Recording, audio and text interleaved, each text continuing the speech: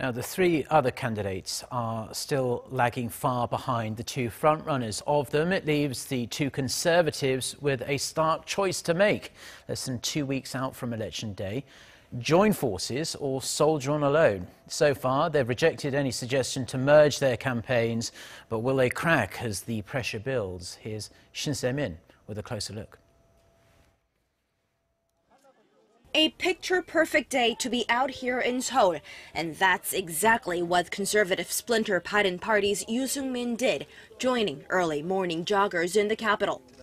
A warm smile, but a strong grip, the candidate with a single-digit approval rating showed his determination to finish the race until the very end, despite continuous proposals by his own party members to quit the race and form a joint candidacy with two other contenders.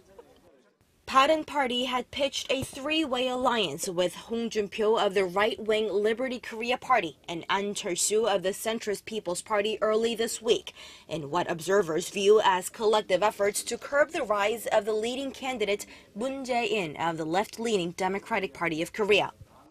That pitch, though, was not only rejected by the party's own nominee, Yoo, but by the other two parties as well.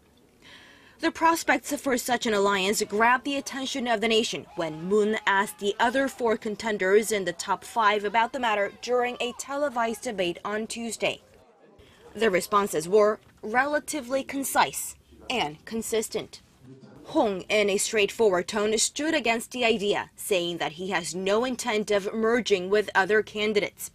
An said that there won't be such coalition among candidates until the election is over, a statement he has repeated, he claimed, more than 100 times. And Yoo reassured once and for all that he's in it to finish the race. In other words, the idea of a joint candidacy, which stemmed from a party without the consent of its own candidate and which could have turned the tide in this election, was very short-lived.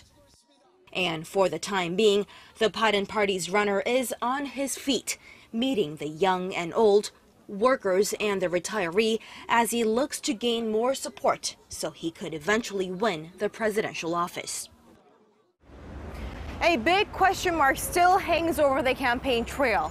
Will the first 5 names of the ballot be the ones that we're more familiar with, or will there be less than that, with some giving up the race and having endorsed another?